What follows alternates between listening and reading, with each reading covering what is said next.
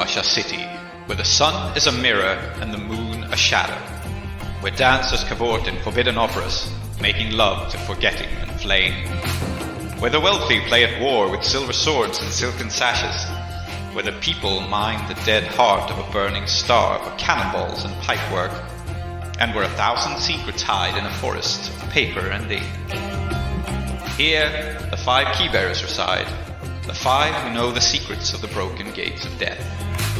5. 5 only. There is no 6th spire, forlorn and forgotten in the desert. There is no one who looks to the displaced, the poor and destitute and landless, whose ancestry has been stripped from them by foreign looms and foreign sparkcraft, and no one has ever heard of the House of Ending. But this is their story. Their roots pulled up and burned, they stand in filth up to their necks, and that is precisely why they must keep their heads ever high. Welcome to Uduasha, immigrant. May it fear the name of the house you will build. Welcome to Desperate Attune, an actual play podcast about characters with their identities in peril, played by an international cast devoted to fiction-first gaming, collaborative world-building, and complex character drama.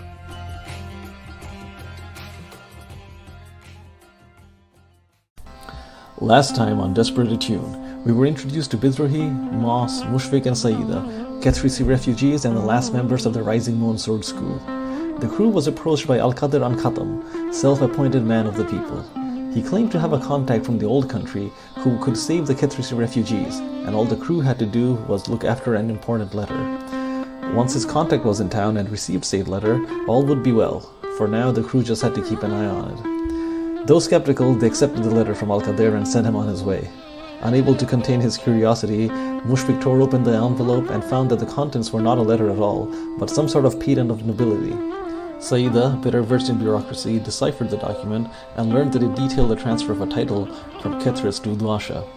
Adamant that the crew shouldn't be complicit in the theft of Kethrysi land, Saida headed out to get in touch with one of her contacts and find out exactly what the document could do before deciding what to do with it.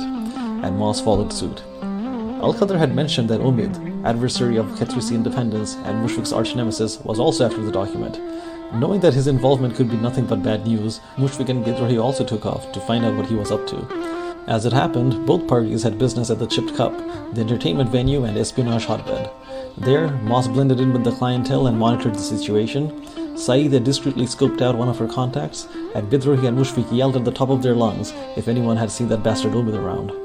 The latter's approach was simple, yet effective, as one of the patrons came forward. She told them that Umid had been in town recently, regarding some sort of black market deal. Picking up on the fact that she didn't seem very fond of Umid, Bidrohi and Mushfiq suggested that they might all benefit from his demise, and it could be arranged if she was willing to help. Though she realized she was getting involved in something way out of her depth, the informant told them of Umid's whereabouts. And before they went their separate ways, Bidrohi asked her to relay a message to Umid, hoping to goad him into revealing his hand and attacking them instead. Well, very good. So, she heads off, and I think around about now, Saida's contact manifests. And obviously Moss is still spying on this conversation, so feel free to jump in. But another person in a lizard mask appears, striding out, and they have this beautiful lizard mask. They have fairly long robes. I think it's a person of indeterminable gender in these clothes and all. But Excellent. They sit down, and they... Do you have this conversation here? Yes, I think you do. I think this kind of like, you have a connection with Mr. Rohini, but not like an intimate, private one. Oh yeah, for sure. Yeah. Oh. Yeah. Mm-hmm. That makes sense. So I think it's not that you can't be overheard, but you are in a private corner. I think the situation is such that people can see you, but not necessarily hear you, and this is by design. Right. So that if you turn out to be untrustworthy, people can like intervene. But yeah. Sure, that makes sense. Mm-hmm. Yeah, and the person in the mask says, I happen to be in the vicinity, and what can I do for you? I hoped to ask for a connection. If such a thing is possible? Of course it's possible. All things are possible. In the fullness of time. Well, I have recently come into possession of a document that appears to extend certain rights and privileges to a Kethrysi nobleman of no particular name. Something of a passport. Ooh. I wished. Yeah? Yeah, indeed. You're playing with very open cards here, yeah? Well, yeah, I think like what is happening here is that Saida believes in this case that Mr.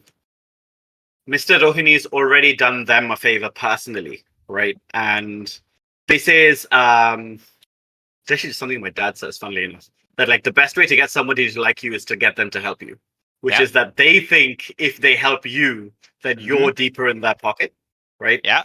But that makes the relationship stronger. Yeah. So yeah, I think like it's good that nobody else can hear us, but Saida doesn't have a problem just saying this to Mr. Rohini and the intermediary, right? Yeah. And I think Saida will just say, I need to know what kind of danger this places me in. And I need to know whether I need to get rid of it. Ah, very good. Is this associated with risk? I think it is, because just mentioning this is. So I think it's controlled. Sure, absolutely. Controlled standard. You are relying on a contact, so you can get a +1. And I don't think there's any clock or anything being ticked here for this interaction, because, like, basically you have exposed yourself to risk by involving Mr. Rohini. So I think that's the cost. Yeah, that makes sense. Yeah. They're not a good friend. They're not a person you can perfectly trust. That's why there is a controlled consequence here. Yeah. And this is a straightforward consort, right? Like, this is the most, like, which I have 0 dice in, but I'll get 1 die because I know Mr. Rohini. So controlled standard? Okay, I think I will just roll it because I think that what do I think? Yeah, I think that there is no reason to take another Devil's Bargain. We already had one in the scene. So let's just see how this goes. Oh, for fuck's sake. I forgot to add the bonus die again. But it's a 3 and a 6, so we can, but the leftmost is a 3. So let's just say that it's a 3. Uncontrolled, you can reapproach with. We can take a different approach, right? If you fail completely. Yeah. So I think. I think the straightforward. Thing is the intermediate will ask a counter question, and very pointedly turn to you and say, "Who has the document?" And this is one of those "do not lie to me" moments. Like, yes, absolutely. And unfortunately, the person who has the document is Bidrohi. Is in the room. Yeah. Yes. Man, it is so tempting for me to just sway here, but I don't think. Like, of course you can try to lie, but that's risky, and saying who actually has the document is also risky. So. It's also risky. Yeah. You know what? I think that I will sway, but I'm actually going to sway. Change attitudes with manipulation, right? I'm going to lie, and I'm going to say I have it. Okay. And that's risky. I think. I mean, you don't know that I've brought it here with me either. No, I do not. I do not know that. Yeah. No, you do know that Bidrohi and Mushfik had the document last, but yes, yeah, exactly. My presumption, to be clear, is that it's in the vault, which is where it should be. That's why there's a vault. Yeah. I think I will. I will say. You ask much, but I suppose I do too. I have it on me. Yeah, risky standard. And I guess this is now risky standard, right? Yeah. I'm gonna push myself here, I think, because this is stressful, right? Yep. Yeah, I do have this. Yeah, I do have a Devil's Bargain. If you're interested. Okay. Yeah, absolutely, I am. Now I am. Yeah. Yeah. The Devil's Bargain is pretty straightforward, and it is that Mr. Rohini will be temporarily removed from your contact sheet, as in, you don't have to take them off your sheet, but you won't have the ability to contact Mr. Rohini in this way again, because this contact has just gotten too hot. Yes, Yeah, absolutely. Being very open, right? Like, Yeah. This is not the proper way to do this. Yeah, yeah, absolutely. This is, maybe this is like that's conveyed to me as well. Yeah, exactly. This is the channel that is intended for like, hey, I have a tip, not like, hey, I'm carrying contraband right now. It's 100%. I think it makes perfect sense. I will Mm. absolutely take that. okay. Start a clock on your sheet. It's a 6 clock. Re-establish contact with Mr. Rohini. Until you fill it, you cannot reach them. Yeah. 1 second. What is it? Great. 6 o'clock. And it's currently at 0. Lovely. Okay. Mhm. So I will roll a sway. Risky, standard, 1 bonus die. Yep. Yeah, let's see how this goes. 5. Okay. Yeah. So 4 or 5 and 1. Mm-hmm. Yeah, and what was it you wanted to find out? Because you get what you want here. Yeah, so what I want is I want to understand exactly what the document can do in the right hands. Because I like my suspicion is that if maybe the right hands are lids or some right. I don't actually know yet what this does. Like what is the right and privilege allow you to do, right? Yeah. So this does not establish you as quite as cool as a member of the demon houses. I think, your intermediary explains this in not so many words, but they know the bureaucracy, right? Yeah. So yeah. It does not establish you as quite so powerful, but what it does do is it basically establishes something like kind of diplomatic immunity. And the way this manifests is that if you just keep this document for yourself, which is very dangerous, then it is basically the blue coat intimidation claim. You have less heat because you have somewhat of like, we are a person of high standing in another Iruvian city, and Uduasha respects that. So whoever holds this document is much less likely to be investigated by the Fursan. Excellent. This is very useful. It is that kind of document, right? There is power in this. The only thing that is missing from it is an official stamp. It needs to like be delivered to the correct place in Uduasha and just stamped as in like, yes, this is legitimate and recognized by our government. Yeah. Once it's stamped, whosoever holds the document is not above the law entirely, but abover the law than your average citizen. Yeah, great. Okay. And I think that is what it does. So this person tells me this, and then says, like you can't use this again, anytime soon, whatever. And I've got like a pack of fortune telling cards on me, right? And I think what I will do is I take them out and I will slip out a card and I will hand it to this person. And I will say, show this to me. No, whoever shows this to me, I will return the favor. Very good. So, and it's like probably not even like a major arcana, right? It's probably like the 4 of paper or something like that. But it's like like Saida knows which card it is, and that's what matters. Yeah, you have slipped this card to the contact. They nod, and you will probably be given this contact once you've made some more work to find to reestablish the connection. And then this person will withdraw and leave. And the risky consequence here, unless you resist it, is I think this person says, like, I am unfortunately obliged to pass this information on to relevant parties. Unless you resist it, they will have to tell other people that this is a thing that exists. Yeah. So I think what I'm going to do is, as soon as they say this, I will say, I do not begrudge you your obligations. But if it's possible, I would prefer some obfuscation.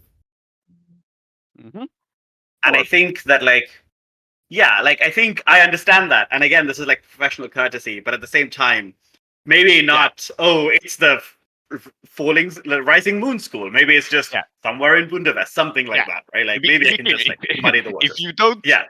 If you don't resist this, she's just going to tell you what you told her, which is Saida has it. So yes, exactly. If you resist it, it'll more be like a vaguely this exists in the city. Be aware. Yeah, which I think is fine. And to be honest, I think I'll say that, and I will say my regards to What would they say? Like, it's not to your employer because they don't even know whether this could be. Yeah. And I'll just say, please pass on my regards, and then I'm not going to specify to whom. It could be to anyone. Yeah, indeed. You have no idea whether this is Mr. Rohini or an intermediary or something, and that is exactly how Mr. Rohini prefers it. Exactly. Yeah. Uh-huh. So, Good luck like maybe in an the insight upcoming resist? financial quarter. Yeah. Yeah, indeed. Yeah. Insight, right? Resist consequences literally from deception. Yeah, that makes sense. Okay. 4. I'll take 2 stress. That seems fine. Yep. Great. Okay. Yes. And my other question is, Moss, if you are back. I think I am back. Yes. I believe I hear you. Profoundly annoyed at the fact that I missed that conversation, but all right. Yes, this was the conversation you were spying on. Yeah. What was learned, to recap it for you, is that Saida said, I have the letter on me, and this person said, like, oh dear, I have to pass that on to relevant authorities, but it was explained precisely what the document is, and it is basically, once you have it stamped and approved by Udwashan authorities, you are kind of above the law, and it represents the claim blue coat intimidation. Like, the Fursan will hesitate about approaching any person who has this official document of, not complete diplomatic immunity, but diplomatic discretion, let's say. Because again, it's a recognition that you are someone important in a different city. Yeah. Very useful to us. The falconers who enforce the laws, they know that there are in fact different laws depending on your class. Yeah, indeed. And this marks you of being of a higher class. So it is a very useful document, but there are more and more people who want it because you're talking quite openly about it. So, I think I'll go sit next to Zaida if the person is gone. Yep. The person has departed and will not return to the chipped cup. Yeah, so I'm just going to, as you sit down, I will look at you and say, so all 3 of you decided. No, she doesn't speak like this to you. She will say, so all 3 of you decided that you'll follow me. I told him not to. Yes, but you still decided that you would come. Well, I suppose I did. Do you know what happens here? Well, not being eaten by monsters as you threatened. Although that mask was quite frightening. The thing about a ritual monster is that all you need to do to summon it is to speak the right words. And all you need to do to fall into its trap is be caught in its gaze. And that person that I was just speaking to, I summoned them, and I did not want any of you caught in its gaze. But, well, I suppose here we are. Well, let's hope none of us were caught then. Good thing we are all very discreet. Yeah, as Pitrohi in the background is. No, I am very discreet. I have found someone to go to bed with. Yes. Yeah, excellent. Good for you. Not the woman from the foreign quarter, someone who knows how to apply their makeup, presumably. But yes. Yes. So I have left Shankarabharanam with my friends. I don't know how that's working out. Fantastic. Probably not well. Yeah, we'll get back to that, but let's continue Moss's discussion for now. Do you think that in our hands the documents will be more useful for us than in Alkadar's hands? I think I'm gonna look at you, and I think probably this is where we established that I trust you more than I trust the other 2. Partially because we didn't genuinely live together, but also maybe because you, like me, have traveled across Iruvian, right? So we have some of the same experiences. Right. And I think I will lean in and say, well, if it were up to me, I might have tried simply selling it to Mr. Rohini, but I did not think that your brother and our friend would take kindly to that. Why? If I understand this correctly from what they told you, right? This might get some heat of our back. I think we possibly need that more room to maneuver, then we need money specifically from selling this. Because no, go on. We can get money other ways, is all she meant to say. Yeah. So I think Saida says because I'm not sure that we can meaningfully function as a school, as an institution for Kethrysi, if I go off and make the decisions, which I will be very honest with you, I am incredibly tempted to do. But I've been your age, and I've been even Bidrohi's age, and I've seen the kinds of things that Mushfiq has seen. None of you would appreciate me not letting you have a say. So I did what I thought was wiser, and I got some information. Now we can all discuss it. We should not do that here, but you know. Yeah, that's well, I appreciate your generosity with our autonomy. And then I'm just gonna turn and look at where Bidrohi's like left. And then I'm gonna turn back and look at you and say, I'm not kidding about the elder sibling stuff. He really needs an influence like that, and it's not gonna be me because he thinks I'm an auntie. And would that be wrong? She says with a big grin, very much like joking to like deflect the question. Yeah. And I think like I will just say, aunties don't do the kinds of things I do. Anyway, for tonight, I think he's probably fine. He's found himself someone else to look after him, shall we? Maybe rescue Mushfiq. Yes. And the camera will pan over to Mushfiq as you say this, and we will see one of Bidrohi's friends next to him, very enthusiastic, and like, "Yeah, man, you haven't lived until you've caught the wave off the Udu. You gotta try hang gliding. You just gotta try it." It's Bahadur Badur. It's Bahadur Badur. Yes, it is. Okay. Man, that guy's everywhere. Bahadur Badur, the brave bat. Mushfiq is sitting in a kind of like he's just really leaning back in his chair, like kind of to rest his back, kind of like I don't know, maybe like he thinks he looks really cool that way, but also it maximizes the distance between him and Bidro, his friends, while still technically being at the table. Yes, yeah. Like, and it's just going, yeah, oh yeah, man, yeah, that sounds great, yeah. I'll definitely, we'll catch up, definitely, yeah. He goes like, all right, well, I gotta move out. Gusts up, dude, and he heads up to catch the gust. Sorry, did you say gusts up, dude? Yes. Because it's not a surf; it's a gust. Yeah. We'll ride the Alkawabanga. Yep. Yep, I have decided this is how Bahadur Badur talks for some reason. That's really good. I think I established very little about him. Yes. Like, so yeah, you established that his day job is driving a taxi, but obviously, like his hobby is riding the gusts. Yeah, absolutely. Yeah. Okay. So one thing about whatever I'm doing is that I definitely take the vest off because it would be weird otherwise. Yeah. Is that a problem?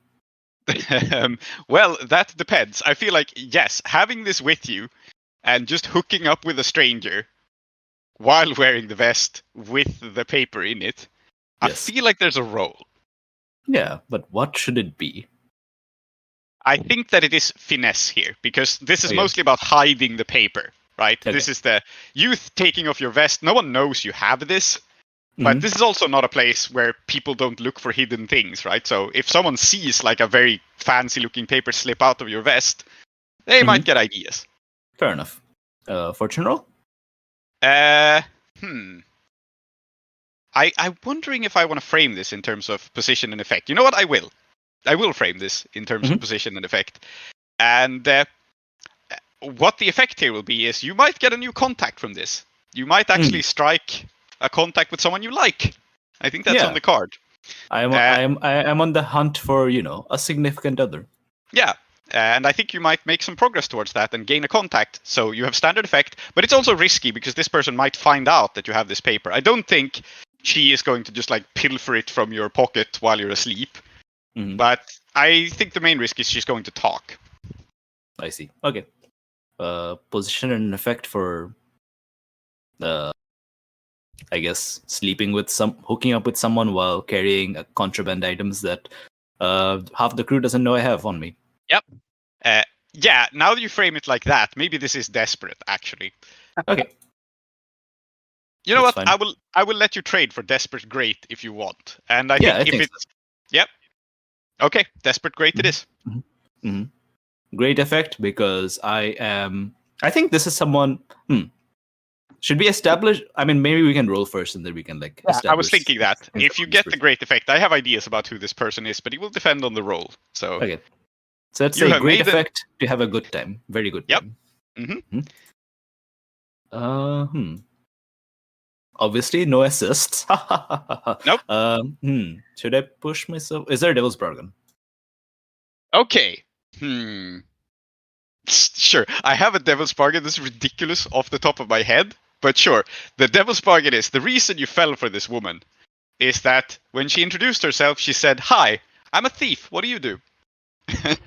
That's your devil's bargain. Like, you got Exceptional. attracted to the fact that she's a thief, and she introduced herself by it. See, that is my type. Yep. Okay. So I will flag that I have this ability, but it probably doesn't apply here. Nope, Gallant. I don't think so. Yeah. But I will read it out for the audience. Mhm. When you perform feats of finesse, it's especially impressive. You get +1 dice when making an intimate connection with someone you've impressed. Since we have not impressed, that does not apply. No. Well, we must then. Okay. That's Okay, a 6. it's a 6, so it's a desperate roll, and you have great effect. Sure. So add a new contact, and give. Since you got great effect, here's what I'll do. I was going to tell you who it is, but since you got a 6, you the player, just determine what sort of contact you found, and it is basically, someone that Bidrohi is really into and really likes. Let's see. She's a thief. We know that about her. At least she calls herself one. So we were talking about making. So one of the Iruvian playbooks that Johnstone Metzger made was the Rafiks, which are basically blackmailers and thieves and people who sidle up to you, become really good friends with you, and then they basically steal all your belongings and shit like that. We were talking about, in fact, making them into a faction as well. So I think she is, even if we don't make them a faction, she is a Rafik. Yep, absolutely done. And I was going to say, consequence of her, the devil's bargain of her being a thief is that, yes, she is involved in organized crime.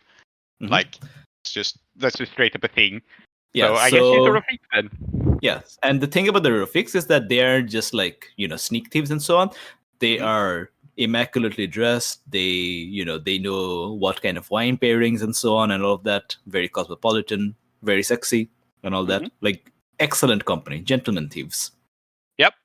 So I don't have a name for her. I have a name for her in that case. I think her name is Mumtaz. Mumtaz, okay. Yeah.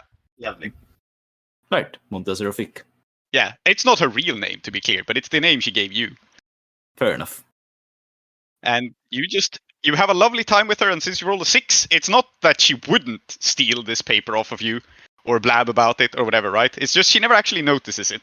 You fold the vest up neatly enough that even as she casually checks if you have any coins in your pockets or whatever, right? She doesn't notice the letter folded into the lining. Yeah, I think... So even though this person is going to be significant down the line, I think in this moment, I just think there was some good sex. Good times. Yep. See you later. Bye. Yep. And we don't have a scene about it as such, but we shall revisit this person. Yeah, absolutely. You had a great time with her. Okay. And yeah, like you said, immaculately dressed, really elegant, good at flirting. Yeah. Now, her vest is almost as cool as mine. Yeah. Almost. Definitely. I mean, I guess we're establishing that Alkader is just a vest connoisseur and has really amazing vests. He has excellent. He has way better fashion choice than you would expect him to have. Yes. Yes, of course. Also, it's he needs a vest for his pocket for his watches. So yes. Anyway, I see. Yeah. I now realize that was also an important fact. Yes, watches are very important to this man. This is establishing this for no reason at all. Anyway, yes, I think that we have about an hour left to play, and I'm hyped to keep playing. If you guys want to do it. Yes, I am. And I think we have set ourselves up pretty much for a score because you have just now gone, we have an important document, we plan to keep it, we've also told people we have it and they're going to take it from us, right? Like, are they going to try? Yeah. So I think you were just straight up probably being attacked. This is... But what we want to do is...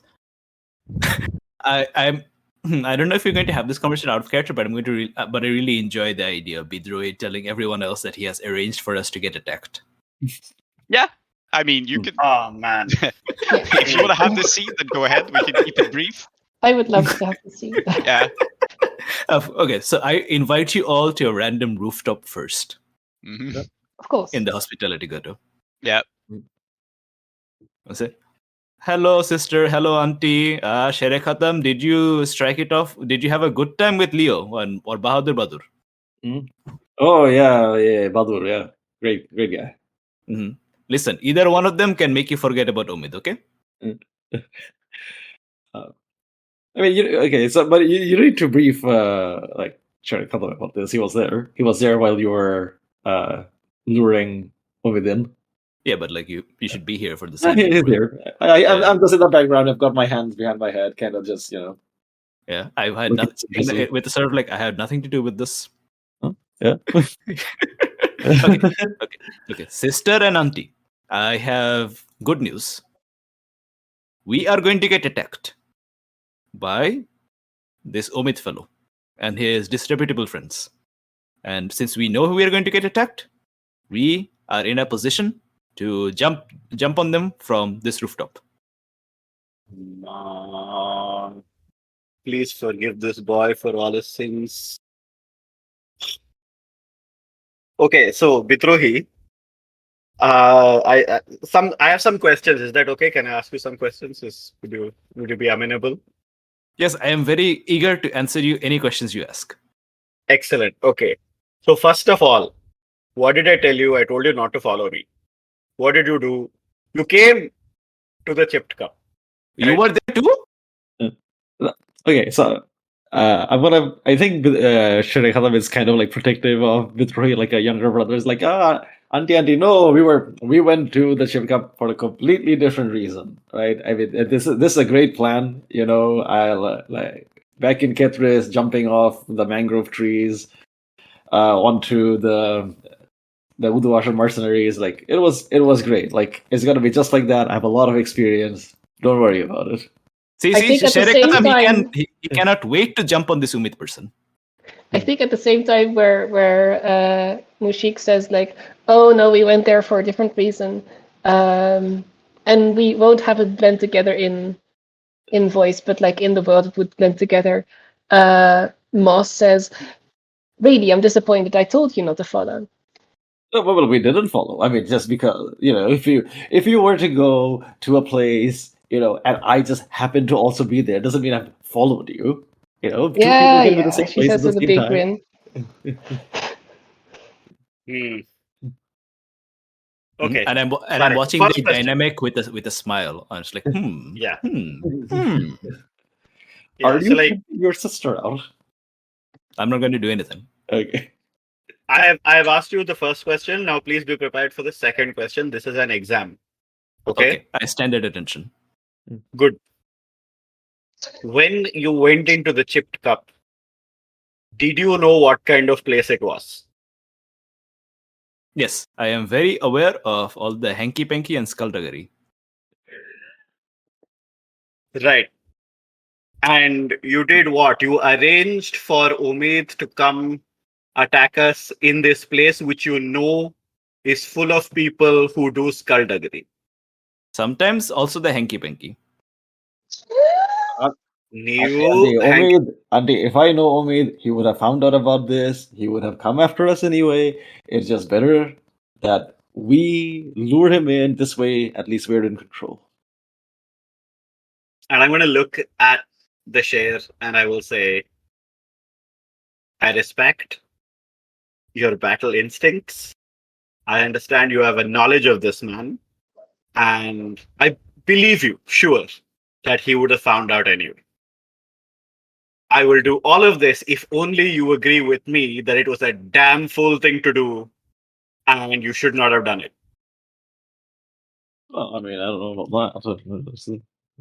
Seemed like a good idea at the time. Okay.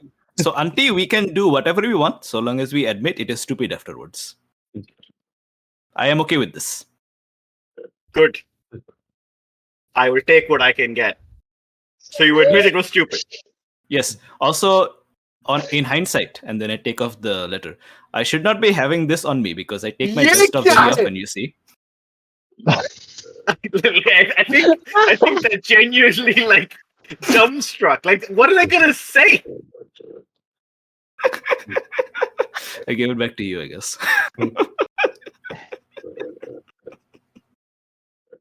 I think they're just looking at this letter being like, I lied saying I had it, but it turned out that it was in the room when I was saying that. So who's the bigger fool now?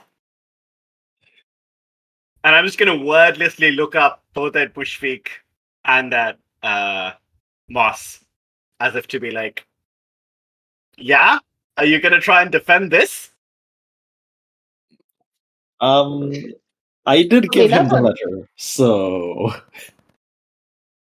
no, I don't see what the big deal is, Auntie. Like, we look, if anyone tried to take it, young Bidrohi over here and I, like, would have been able to take care of the problems. Listen, Auntie, I know that no one read it because the person I was with, she said she was a thief, and I still have it. So clearly she didn't see it. Okay, that was pretty stupid. Yeah, but she was pretty hot. I think I'm going to look at Bidrohi and I'm going to say, I'm sorry for doing this. I think, like, if you feel free to veto this if you like, but I think they are going to look at you and say, we're going to walk out and we're going to fight and I'm going to thrash you into the ground so that you know that I'm the one you're meant to be listening to. Do you understand this? Come. Okay. Time to learn a lesson. And sure, that's the thing, like in school when... I think they have understood that the only language Bidrohi speaks is the language of coolness, which is fine by them. Yeah, I would say that, like, in school when your friends get into trouble and you kind of create as much distance between them and you as possible. I wasn't talking in class, miss. I wasn't talking in class. Yeah. So Sharon is doing that. It's like, oh no, I mean, it's okay. I will not be there when the thrashing happens. Excellent. Yeah. Is that the scene? Yes, I think so. Yes. Okay, then let's do the engagement roll. Take like a 2-minute break afterwards, just to give me some time to think about it, and then we'll carry on because we still have a good hour. So, my first question is not one of the engagement roll question. It is for Aadiyat. Is Omid part of the Jezail? How do you pronounce it again? Klow. Yeah, the Jezail gang. Is he part? He's on the list, but like we can. He's the second in command, is he not? Like, I think you marked him down as the second in command, and I'm like that. Yeah, so then he is part of a pretty dangerous gang. Like, this is not the whole gang coming after him; it's just Omid. But I mean, if he's second in command of this gang, he has some resources. Good. I will say two things. First of all, with Omid, I was picturing him as kind of being like exactly what Shara was saying. Like, he's kind of everywhere. Like, he's opportunistic, right? Like, he sees something, he takes it. He's kind of like. I mean, he would climb up the ranks, I think, so it makes sense for him to be in a thing like this. Secondly, it's also good that he's part of a powerful gang, because I don't want my, this guy who I've been building up as my arch nemesis to show up in the first score and then we kill him. No. I think that the odds of him dying are low. He is a survivor. Yeah. So, Right. but good. Then we know that we're going up against a dangerous gang. I think that you are doing the engagement because you are setting a trap. So, Makes sense. yeah. So, is this operation particularly bold or daring? Yes, you're setting a trap for professional mercenaries. Yes, it is very bold and daring. Yeah. So you have 2 dice. Mhm. Is this operation overly complex or contingent on many factors? No. No, because I think we know what he's going to do. Well, we might not know how he's going to do it, but we know he's going to come after us. Yeah. Fair. So 2 dice. Does this plan detail expose a vulnerability of the target or hit them where they're weakest? No, you don't know anything about his fighting style. Right. Nor do I think he's strongest against this approach or has particular defenses, though. Because it's on your turf, so... Right, yes. I will... Okay, so I think maybe... Like, the way I've imagined this guy, I think he might actually have some defenses against things like... Because, after all, he fought against the Kethrysi, like... yeah, it's true. The guerrilla fighters. Yeah. So, he's been ambushed before. Right? Yeah, okay, fair enough. So you're back to 1 die. You're completely correct. Can any of your friends or contacts provide aid or insight for this operation? Yes, I have the perfect contact for this, which is my friend from back in Kethrys. So I don't know if you want me to detail things about him now. Tell me a little bit about him. All right. So I think that maybe Cher and him weren't all that close back, when they were in sword school together, but they are both kind of the few survivors of the militia, right? And they're in Russia. They've kind of got closer through that shared connection. Yeah. I think that my friend Zahir, I've described him as headstrong, refined, and also that he loves animals, but that's not important now. So I think he's kind of there, pestering Cher to always do the right thing. He's more of the if Cher's comic relief, he's the straight guy, right? He's always he's very persistent, Cher, do the right thing for your community. We're all here, we're all Kethrysi, such and such, right? And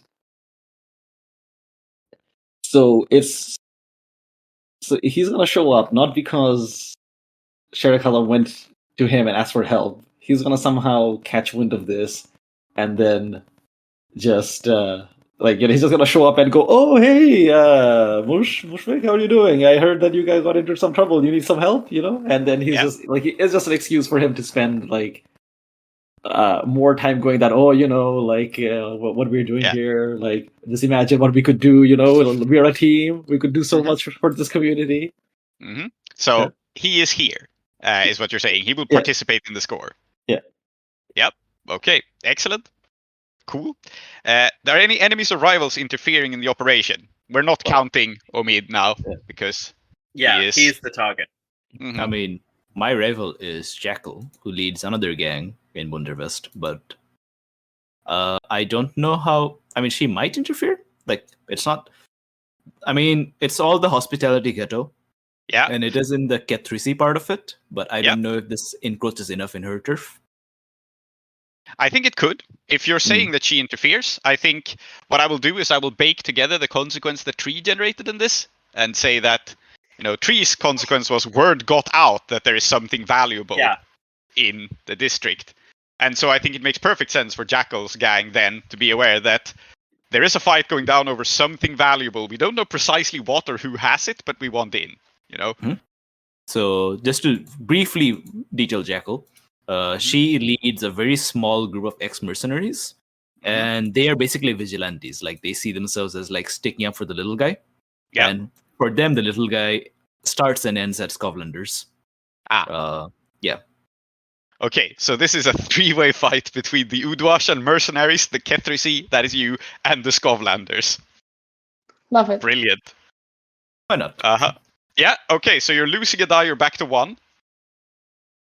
Excellent. And finally, are there any other elements that you want to consider? There are 2 things here. You're on your turf, but they are higher tier. So I think we're staying on 1 die. I feel like the fact that it is on your turf sort of works in your favor. So you're staying in 1 die. You also have a free downtime action because it's on your turf. So one of you can take a downtime action to prepare. Okay. I have one suggestion, which is that my special ability is theologist. You know the secret ways to study the names of ancient powers, forgotten gods, or demons. Yeah. And I want to study the name of the House of Endings, so I might speak it for my own purposes on this score. What? Okay. Is that a dot Is that- dash? I don't know, but that's why I'm asking. Sure. If it's just a flashback, That then seems like a that's also flashback fine. action I'm roll. happy. I think it's a flashback. I'm Yeah, I happy- don't think you need to acquire an asset to get this. Sure, yeah. If you want to acquire an asset, as in like a small demon on your side or something, I could count that as acquire asset. But this sounds more like doing magic during the score, so I think it's more of a flashback. Okay, that's fine. How do we feel about acquiring a small demon, friends? I mean, I love the idea. I Yeah. think Yeah. it's very funny that you said I was stupid and taking risks. Yeah. I think you should do I- it so that I can hold I it feel against like- you. Yeah, your ability does let you your ability fictionally does let you just speak the names of dangerous things, right? So you can acquire them as like assets. I think you could just like Yeah. Okay. Mhm. Yeah. Great. Fantastic. your ability kind actually, of gives you fictional position to get supernatural cohorts, but it's still going to be kind of shit because you're not that high Okay. tier. But you can try. that is true. Mhm. I now rework this. I am acquiring an asset, and what I'm acquiring is I'm going to ask my weird friend Shadiat Ankhattam for a minor demon of Kayat that I might call upon it, and I think it's possible he might give me a name. Yes. Absolutely. So Shariar we don't have to like play the scene. Nope. But Yeah. if he's my friend and he's my close friend, I just get 1d6. Yep. If he's my friend, right? You roll tier and then you get the bonus. So yeah, you get 1d6. Yeah. Mhm. Yeah. Okay. It's a 5, so it's a tier 0 demon. But I'll It's take a what I tier can 0 get. demon. It's not terrible. Yeah. Yeah. I mean, this is established. Udvasha has like minor, rather Yeah, like very just a minor small demons. ghost. It has like That's a minor. very Yeah. minor demon. Yeah, Yeah. it is. So what in fact you get is a dust devil. It's from the desert. It's a Excellent. dust devil. Yeah. There's not much more to it. It whirls around. It's Causes That's people to fine. sneeze. what? Like that yeah. causes people to sneeze. Yeah. That's helpful. That's helpful though. It's one of the as you said, one of the minor like forces of Udvasha. To people who are not Yeah. trained occultists, it will not look like anything stranger than just dust whirling in the air. It's just because you know its name, you have some I ability can to kind of command make it and do direct it. things. Yeah. Yeah. That's But it really will what not- I'm looking for. That's great. It will not necessarily look supernatural unless you command it to do something strange. And Sure, because names are important, I guess we'll give it a name, and I guess I'm calling this just as a callback to another game we've been in. I guess this guy is Samoom. Greatly lessened in Yes! power. Very good. So, Yes. you Yeah. have a Greatly dust level lessened in called power. Smooth. Poor bastard. Excellent. Yep. Okay. So, how hard do we want to go on this score? Like, what is our win condition here? Are we trying to beat him, or are we trying to kill, or are we I think we trying would prefer not to kill. to get him off? It's a lot of heat. We Yeah. need to make sure Shankarabharanam can date this man afterwards. I think your win condition, just to how I'm framing it in terms of the score, is for them to be like, nah, this piece of paper isn't worth it. Yeah. Because, For me, It's- like out of character, the Yeah. important thing is for us to reestablish that the Rising Moon, not only is it back, not only does it still exist, but it's not a group to be fucked with. Excellent.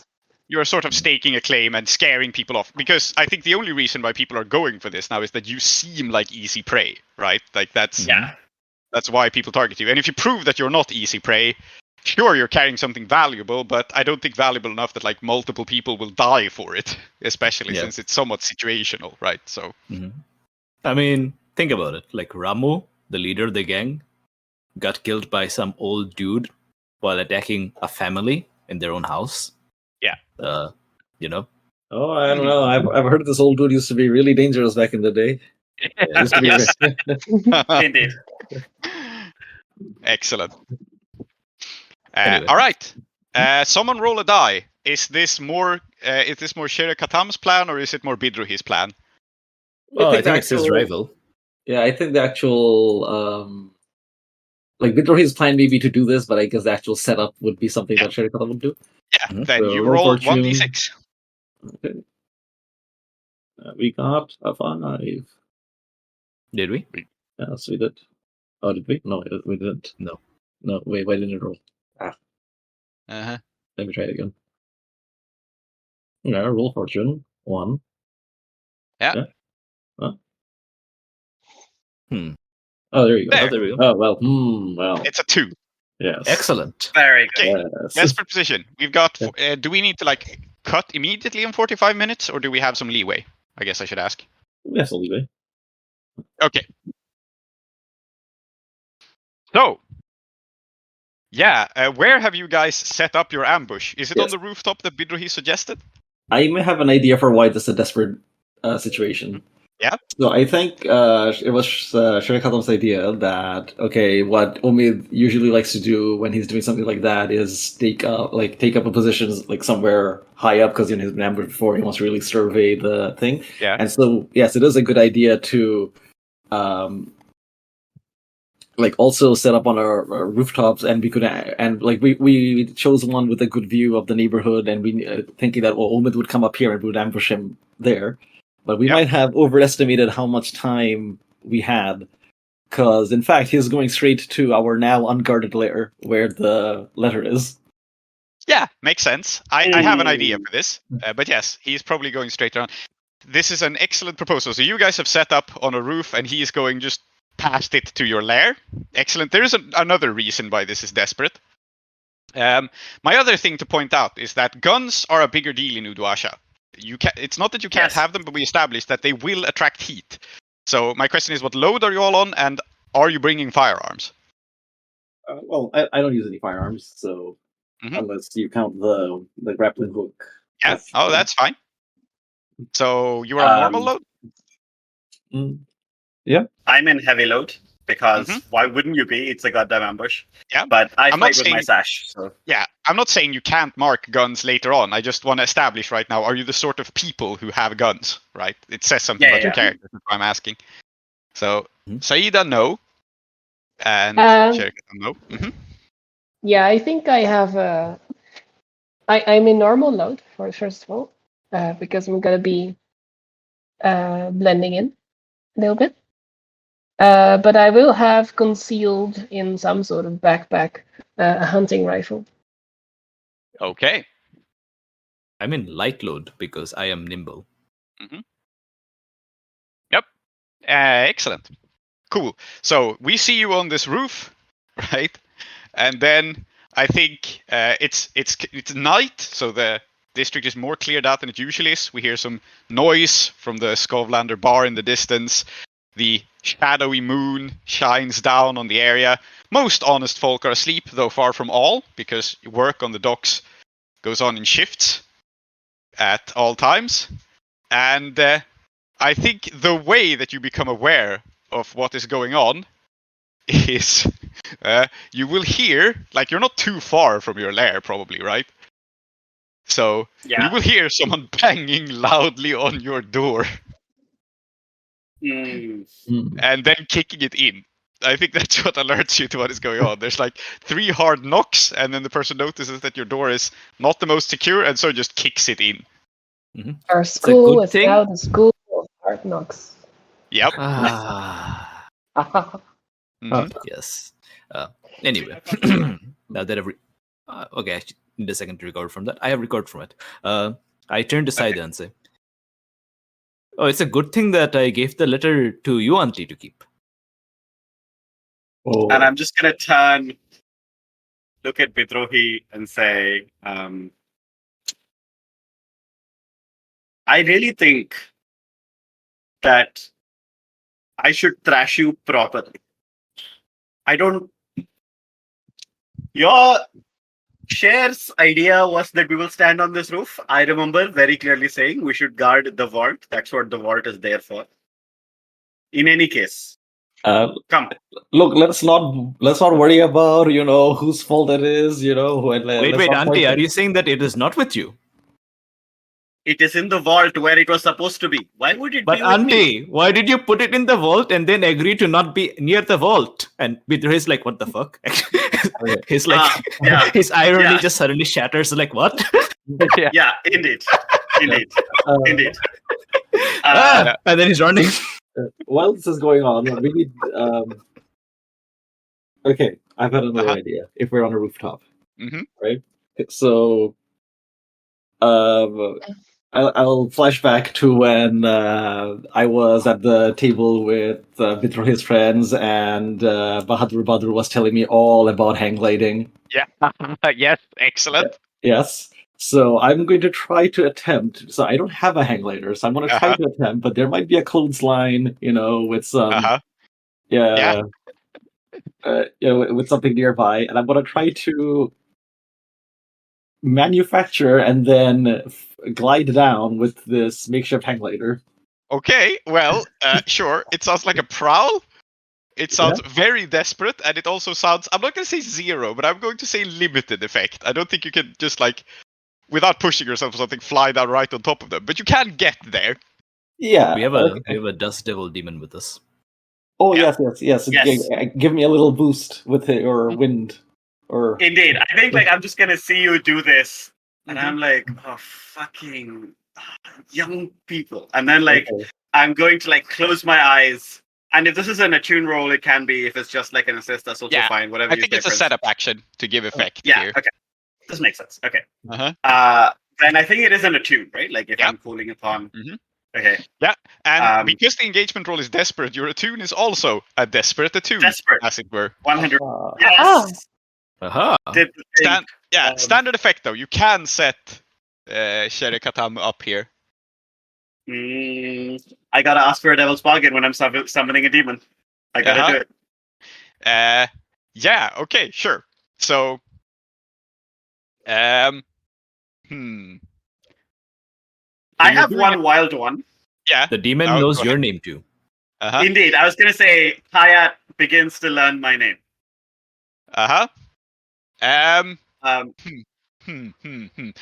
Is it good enough? No, I don't think it's spicy enough. I think I will go for the following devil's bargain, which is that this is even crazier, but I'm going to go for it. Samum the Dust Devil will fall in love with you. That's oh my god! Yes. Are you kidding me? 1,000,000,000%. Can I add Samum to my contact sheet? Yes, you can, but this is not an uncomplicated relationship. No. Yeah. And it's not my favorite contact or a nemesis. Yeah, it's just a dust devil. I will quote Tanith Lee from Night Master, who said, "A demon destroys what it loves. It is as natural to them as it is to burn the sheets of a dead man of a sick man after a fever." Excellent. Yes, A+. But it's okay, Auntie. You are very smart and intelligent, and this will always work out. You do not make mistakes. Desperate. Not only do I not make mistakes, this may not even be the first demon that's fallen in love with me. Who knows? So desperate standard. One bonus die. Let's go. It's 2 5s. Okay. I'll take it. So, who is here? Bidri has started running, so I don't think he is here to take the consequence of this. Is everyone else still on the roof? Well, yeah. I think I might be here. Okay. Yeah. So, everyone who's still on the roof will suffer this desperate consequence. You may all ignore it, but a great wind blows up and it will lift the hang glider and it will make it work. And everyone who does not roll a resistance roll is blinded by sand because just basically create a localized sandstorm. This is a temporary. Yes. It's a temporary level 2 harm. It will not require healing. It's not that bad, but yeah. Makes level sense. 2 blinded.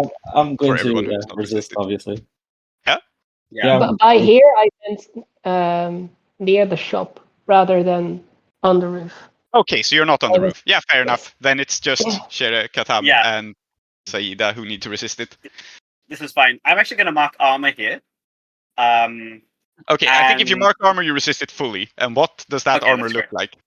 Well, I mean, I knew I was gonna summon a dust devil, Mhm. right? So, like, as soon as this happens, I bring out, like, from inside my robes, I bring out like a mask of some kind, right? Like some kind of like protective eyewear. Yeah. And like I quickly, or maybe it's not even that. No, I know what it is. It's a sash that I'm wrapping around my face and my head, right? Yep. So that like I'm protected. Mhm. And I will just curse and say, should have practiced. I'm just muttering to myself that, like, should not have done it without trying it out first. But Yeah, here so we your dust devil has now turned into a localized sandstorm. This may cause problems later, but for now the effect is Right. blinding you and Sherikatam. And Sherikatam is rolling resist, or? Yeah, actually, I do have my tiger taxidermy mask. I don't know if that's gonna help. You can mark armor to resist it. I think it's fair to interpret it that way, Okay, so I'll mark that. That resists the. It resists it fully. Oh, so I don't think we ever decided of what load this tiger mask should take. 1, I think, is fitting. Okay, and that's what it is. That's what so spirit that works. masks are. Yeah. All right, there we go. So my tiger spirit mask has saved me from the sandstorm. Yep. And I think now all there is left to do is. Yeah, now you're a desperate standard to fly because there's a very strong wind. So desperate standard is fine. Okay, so I think I did mark a stress for the flashback to be able to create the hang glider. Can I mark another stress to get a bonus die? Sure, yeah, why not? Let's count it into a push. Okay. I think it's sort of fair. All right, here we go. Okay. I was going to assist. Oh, it doesn't matter. Okay. Look at that. Yes. You have a 6. If you want to assist Peter, you can. It might be a crit. Nah, I'll save my stress. Very good. Very good. So it's a 6. So you fly in heedlessly over all of this. Since you have standard effect, I guess you get there first now. It's just, I mean, you're flying. That's a good deal faster than running. Unless Moss is lurking nearby enough. But Moss, you can introduce yourself in the scene as needed, I think. But I will first describe what Mushfiq sees. Right, so you fly in, and do you drop in through the roof? Is that your plan of entry, or do you drop in like just before the door? Because I mean, they have gone inside. Well, maybe I can crash through the window because that's the coolest thing to do. Yeah. Okay. So you come in through the window on your hang glider. Omid flinches back and goes like, "Holy shit!" And what you see in this room is 3 people. One of them is Omid. He is standing up. He has a weapon drawn, probably some kind of a sword or knife, because these people are also not going to use guns and draw undue attention, right? Even though they're normally gunmen. The other man is his second in command, who you recognize. His name is Necktie. He is famous for, tying people up on a noose. The third person is tied up on a noose, and it's Alkader, your friend. Oh shit! They have a makes hostage. sense. Yeah. Yes. Why would you not do that? Yeah, correct. They asked him some questions, and they were not super happy with the answers, but they were answers. Yeah. Is Alkader, is he dead or what? No, he is. But Necktie is about to hang him. Their plan is, we're in your house. We're going to rig it up so that we can hang this man. And then we're going to ask you and him very nicely to give us the document. All right. So this is not like a consequence of anything. This is just what's happening. Yeah, this is just what's happening. This is part of why it's desperate, right? They have him hostage and in a position to strangle him if they want to. Right. If I may, I will react immediately to this. I think I've got the element of surprise here, and I can see what's going on. So I'm just gonna. I know that the first thing to do here is to save Alkader out of trouble. So I will rush at Necktie and deliver a precise kick to his knee, like his standing knee, with enough force to possibly bend it the wrong way. And I think that because I have I've got the limit of surprise, and I've got ambush. I should get an extra die for this. Oh yes, you definitely do. I do, however, think it's still desperate. Not so much Yeah. because like there are 2 against 1, but because you're doing this through a window, and there is still like you might hurt yourself very badly in this process just by means of how you're doing it, right? So Oh yeah, I mean, they don't call me Shankarabharanam for nothing. yeah, It but doesn't say who's ending. no, it does not. But you do have standard effect. I think you can definitely like knock this guy down, like not knock him out, but get him to drop Alkader and get him to fall to the floor. Yeah. Standard bonus die as well. Mm-hmm. Okay. Assume skirmish was the right. Mm-hmm. Yes, skirmish Yeah. is correct, and you rolled a 5. Okay, excellent. So yeah, you do as you say. You kick him in the knee. Alkader escapes, grabbing at like the rope that is still loose around his neck, but it's still very scary. They haven't tightened it, but it is there. He like flails at it, tries to get it loose. Necktie falls over, and then Omid, I think, recognizes you. Right? He knows that mask. He knows that person.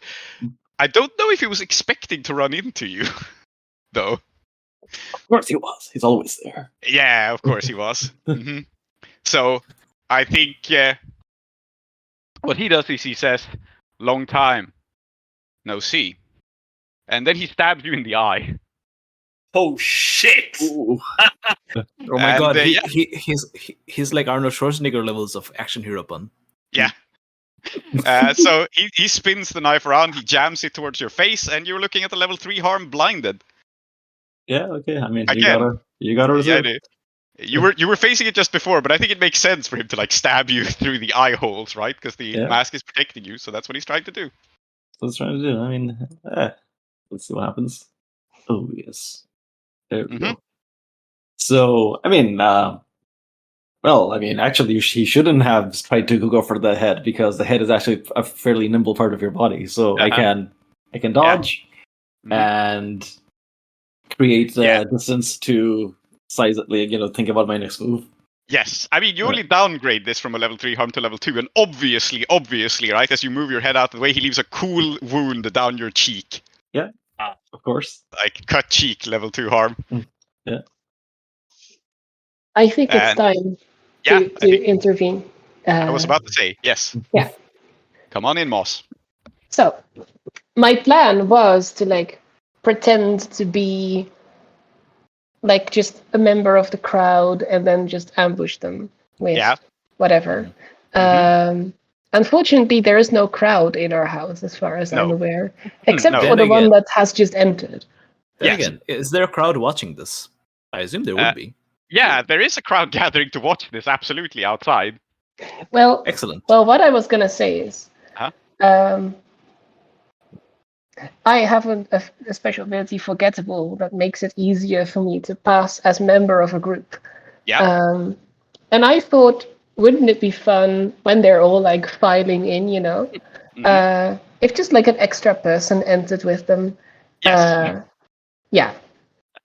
You can that totally extra have done person this. being me. Yeah, you can totally have done this. Omid doesn't have a big gang with him because his plan was not to make this a fight. His plan was to make this a hostage situation. But you can be part of his small gang. I think it's valid. So I'm gonna.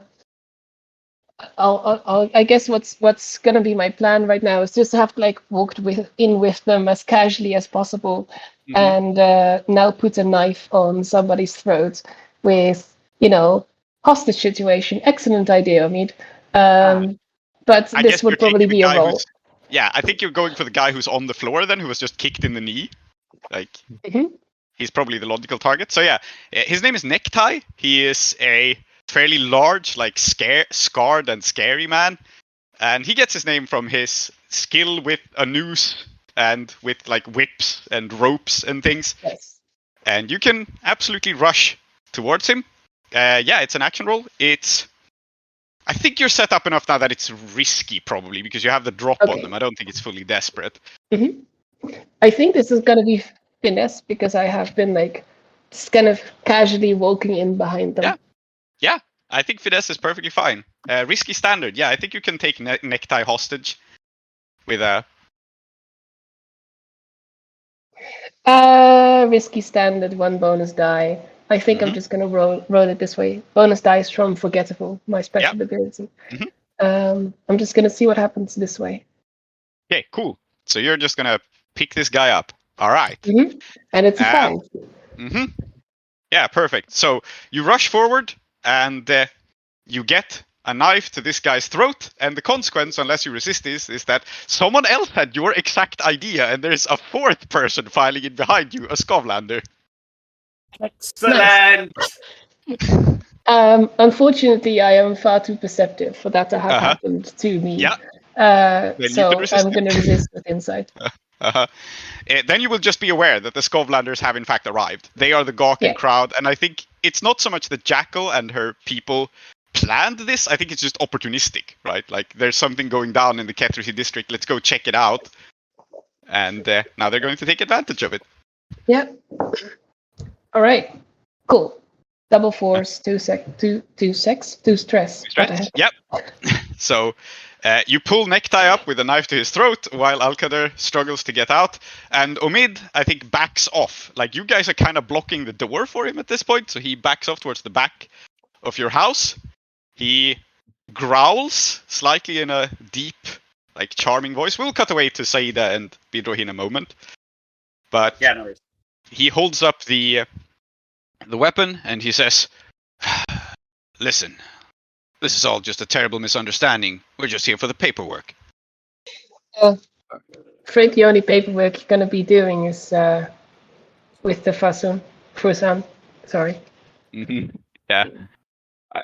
I'll I don't know, or signing a death certificate.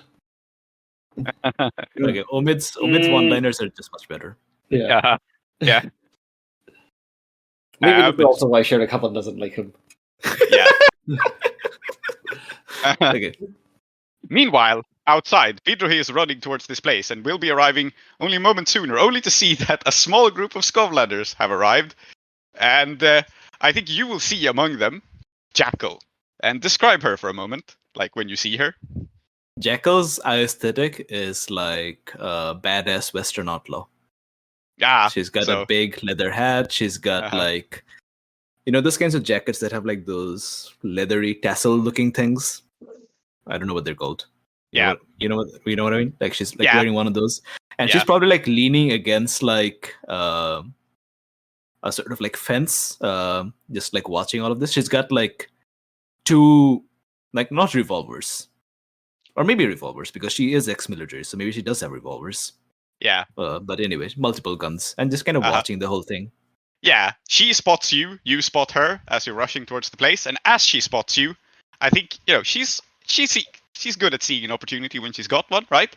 So she says, "All right, boys. Looks like his babysitters are busy. Grab the pretty boy, will you?" And she's sending her thugs towards you to just grab you because you're rivals. So, and he's like quite fast, I think, and he's on light load and so on, right? And then before he was about to burst into the scene, he took a minute to kind of make sure his flower crowns properly arranged, make sure the vest and so on, like of course, gotta look presentable. And then he sees Jackal, and then he kind of like pops a breath mint because And then he says, "Oh, Jackal, what is this? You're sending you don't need like all these intermediaries. You and I, we can have a one-on-one." Which I mean, I'm not necessarily sure that's an action roll in the sense that I have no idea if it'd work. I mean, you're the sort of person who does duels with flair. Yeah. So I'd be like, "No, Jackal, come. Just you and me. Look, listen, Hamish, you and I, you're cool, but you're not as cool, okay? Back off." Okay, sure. I think you're in a position to try to do this. I think you're in a position to try to sway. It's obviously desperate. Yes. And I think it's limited at that. I don't think that you can just... I feel like, she has some amount of flair, but she also cheats, clearly. Yes. So... Okay. So desperate limited it is. Okay. Desperate limited. It's a sway, I believe. Makes sense to me. Can I take a bonus take for her? No, that He's doesn't your make sense. rival. That doesn't make any sense, though. Yeah, it's not a downtime action. I'm also doing this at her. So I think that would work. Yeah. Desperate Limited is fine for me. Okay. I'm just going to roll it as it is. Yep. And see how it goes. Mostly because I don't particularly care either way. Yep. 36. Excellent. Well, I had a fun consequence in mind, but I mean, she fights for her people. You are not her people, so. But I guess you have drawn enough attention from her that she like waves at Hamish, and she steps forth, like sachets forward, and it's just like taking advantage of the situation, right? And then she draws a gun and shoots, not at you, just like in the air to cause even more trouble. Because fuck does she matter if she takes you down? If you get arrested, that works. So clearly some shit is going down in your lair. So you have her attention, and she is not about to like engage with you herself, but nor is she sending her thugs after you. So you kind of got what you wanted, right? It's not like she isn't going to try to take you out either, but she's just making the situation worse. Now, Jekyll, that gun, very cool idea. Let's get more people involved. Why not? We are all having a good time. You sit there and you look sexy as you always do. Just like watch there and just like, let us do our thing. Okay? Okay. And, and I think this is precisely what you get. Like, she's not going to attack you in this moment just because she realizes that might be too much work and get her in trouble. Yeah, so in that sense, you get what you want, but not quite. Yeah. Then I think head into our temple and I just observe what's going on. What is the current tableau? It's not a temple anymore. No, it's not a temple anymore. It's That's your true, smithy. I think I think mentally I see it still as the temple. Moss is holding a scarred man at knife point. Omid is standing back as if he's ready to talk, and in fact he was just ready to talk. He just wanted to do the paperwork. What is Mushvik doing?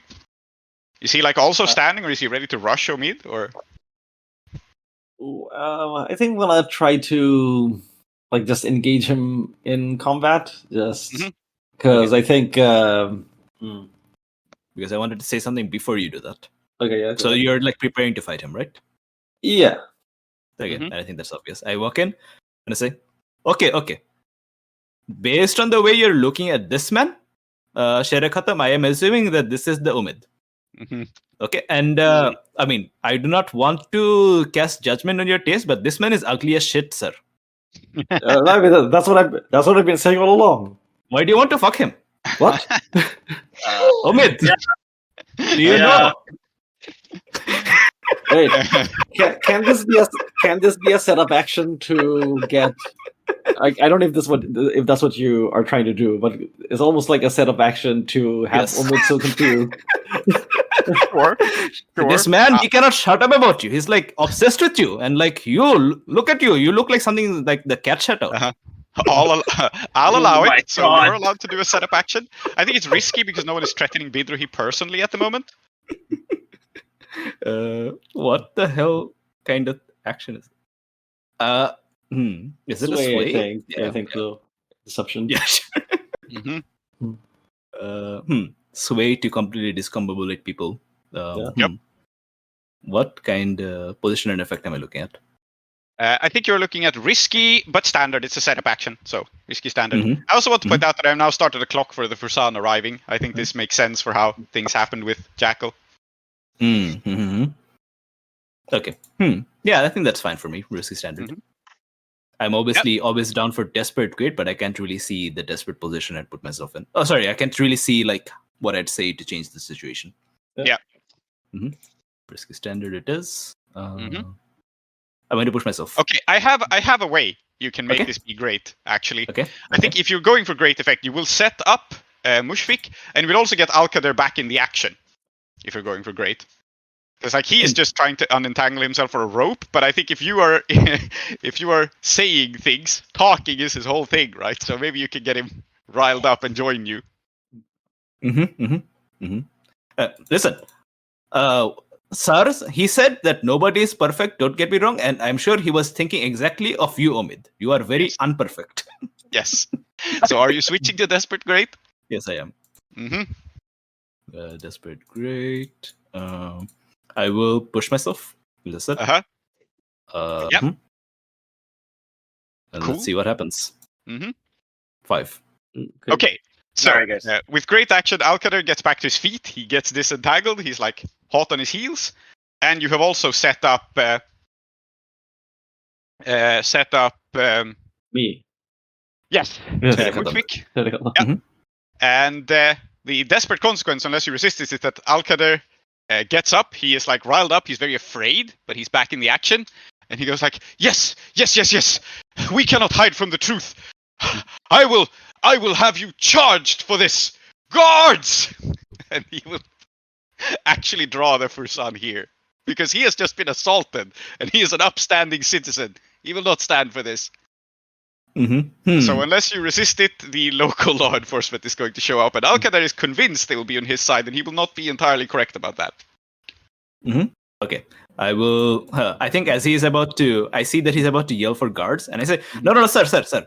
You must let the course of the heart work itself out, okay? These people, these two men, they are deeply in love, but they also have many issues. They must work it out with themselves, okay? Yeah.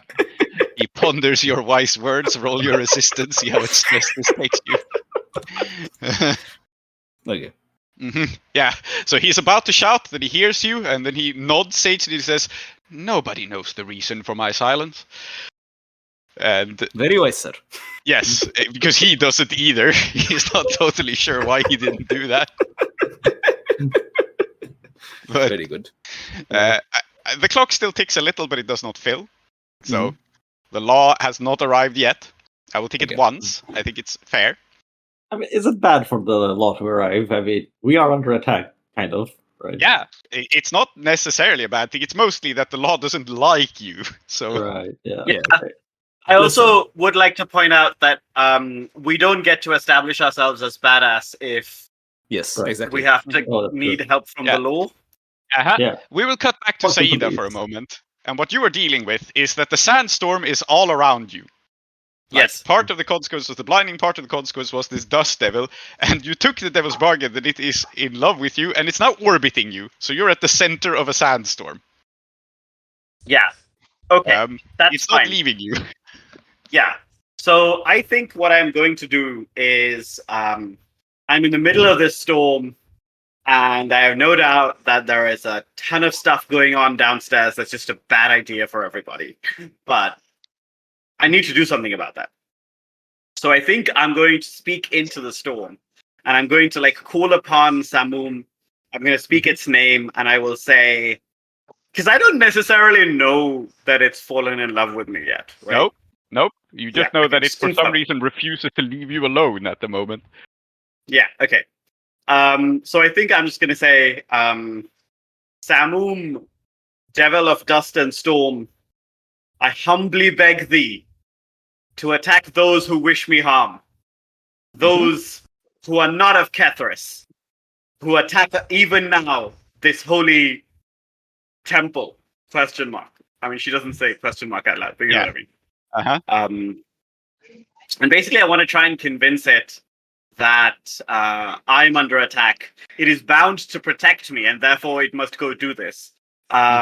Saida does not know, of course, that actually what it may be thinking is, oh no, the love of my life may die before I get to kill them.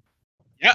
All right. So you have a +1 die for knowing its name and all that, and that I think is established. You are trying to command, however small, you are trying to command the supernatural with. You have the ability to do this, but I still think it's desperate because... Oh, yeah, for sure. Yeah. Situation is screwed up. Yeah. I think you have... Effect depends a little bit on... So if you are just trying to get the sandstorm to fly towards the scene of the action and indiscriminately fuck shit up over there, you have standard effect. If your goal is to get it to do something more precise, you have limited effect. Yeah, I do want it to be more precise. So then it's desperate limited, because I think it's a sandstorm. It's by its nature not particularly accurate. Absolutely. Yeah. But I think it's important for our reputation if I'm able to do this. So I'll push myself for effect. And I'll have one die, because it's only one. I have 0 dice in command, but I think that's fine. All right. So you wanted to attack Omid, basically. Like, he is the armed man, he is the visible threat. Okay. Yeah, but like one of the reasons that I'm saying off Kethrys is that I like out of character. I'm kind of like, hey, the Scotlanders aren't off Kethrys either, right? That's true. Right? That's true. Yeah, maybe they make more sense as a target because Omid actually is off Kethrys, kinda. So. Oh yeah, kind of. Yeah, exactly. Okay. So the Scotlanders are the target. Fair enough. Yeah. But it does contribute towards your goal. All right. Yeah. Desperate standard. So, desperate standard, 1 die. There's a 1 in 6 chance of a 6. It's fine. But it was a 1, in fact. Okay, is that including I rolled a bonus 1 die from your ability? Yes, correct. Okay. It was exactly 1 die that I rolled. Incredible. So I think you order the Sandstorm to protect you, and that is precisely what it is going to do. And so it will whirl in around you and like whip and start to like tear into your clothes and your skin and just like spin tighter and tighter and tighter. And it's a demon. It destroys what it loves. So it's trying to protect you by sticking to you. I think what's happening here is that you take a level 3 harm. And I think this is desperate enough for this. You take a level 3 harm. Sure, 100%. Your clothes and equipment are going to get pretty fucked up because you are like being sand blasted. Yeah, okay. So I would like to resist this. And I'm gonna do it again by speaking its name. Because I mean that's what I do now. I've got my one thing, I just gotta lean on it. I think another effect of this is that this is starting to look more and more overtly supernatural, right? Like this was a dust devil. Now it's some sort of weird one-woman tornado. Yeah, absolutely. So I think what I'm going to do is I will just say, Samum, I bid thee cease. And maybe it's a resolve. Yep, absolutely. Okay. Go for a resolve resistance, and I will give you a choice if you resist this. I did. I took 1 stress. Yes. So either you can just reduce the harm to level 2. That's the simple consequence, or I think since you asked it to. What was it you asked it precisely? What were your words? I bid thee cease. I bid thee Just what? Stop. Just stop. Cease. Yeah. Yeah. So I think the other way you can resist this is to just have that happen and just lose the Dust Devil altogether in this scene. So either a level 2 harm or your cohort is just basically takes level 3 harm instead because it gets sad. It still does love me. Yeah. I think that's fine because I think it's going to come back during downtime, and then it's going to be a problem. Yep. But for now, I think it's I'm happy to lose it. Okay. And it'll be sad. All right. So there is this like brief one-woman tornado. You shout at it. It disperses. It flies into dust. And I think as it disperses and flies into dust, we see Jackal outside cast an eye up and go, "Boys, ain't that his grandma?" Yes, come at me, bro. Yeah, I think this is where we'll wrap up the score. Yeah, I think Jackal's goal is just to like kidnap someone. Yeah. She wishes. Yep. Yeah. Here close the doors to the house of endings. Those who dwell within are Zoheb, called Klow, Aadiyat, called Zoheb, Soumithri, called Tree, and Emma. I have been Prince, your host. Our city of Uduasha is based on Blades in the Dark by John Harper and Evil Hat Productions, with special thanks to Johnstone Metzger. Follow us on Twitter or support us on kofi.com/desperateattune. If you want to engage further with us, we also have a Patreon at patreon.com/desperateattune, where you will get our newsletter, extra content, and updates from Uduasha.